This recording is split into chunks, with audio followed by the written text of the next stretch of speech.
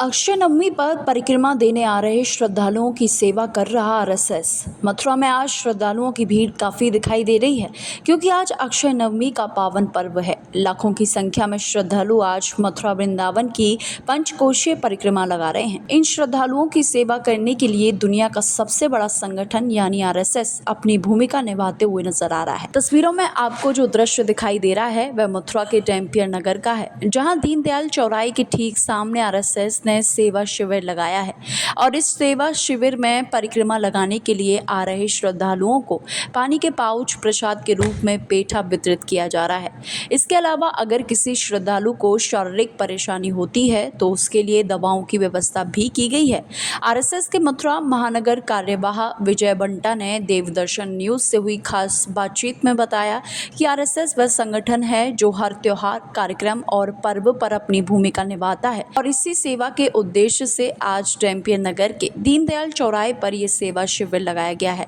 वहीं आपको बता दें कि मथुरा नगर निगम व पुलिस प्रशासन की ओर से भी अक्षय नवमी के पावन पर्व पर आने वाले श्रद्धालुओं की संख्या को देखते हुए पुख्ता इंतजाम किए गए हैं। जाम की स्थिति ना बने इसके लिए जगह जगह ट्रैफिक पुलिस लगाई गई है। साफ सफाई के लिए विशेष सफाई कर्मी जगह जगह पर तैनात किए गए हैं। नमस्कार, तो आप देख रहे हैं देवदर्शन न्यूज।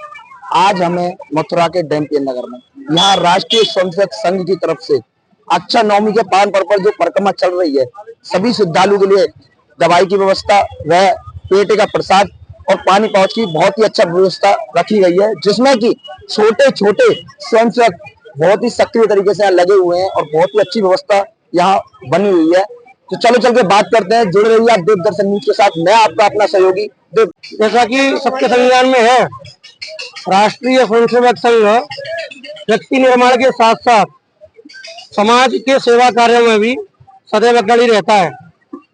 जब जब भी त्वरित सेवा की आवश्यकता होती है या देश समाज पर कभी भी कोई विपत्ति आपत्ति आती है या सामान्य सेवा के लिए कोई कार्य होता है तो संघ उन सेवा कार्यों में अग्रणी भूमिका निभाता है। समाज के सेवा बंधुओं के साथ साथ समाज के अन्य उत्सवों पर हम क्या कर सकते हैं। तो अक्षय नवमी का पर्व संपूर्ण देश के साथ साथ मथुरा में विशेष स्थान रखता है।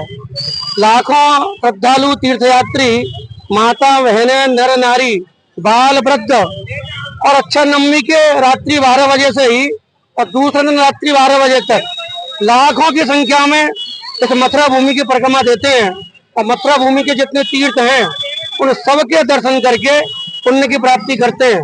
आप देख रहे होंगे कि बड़ी संख्या में श्रद्धालु इस परिक्रमा को लगा रहे हैं।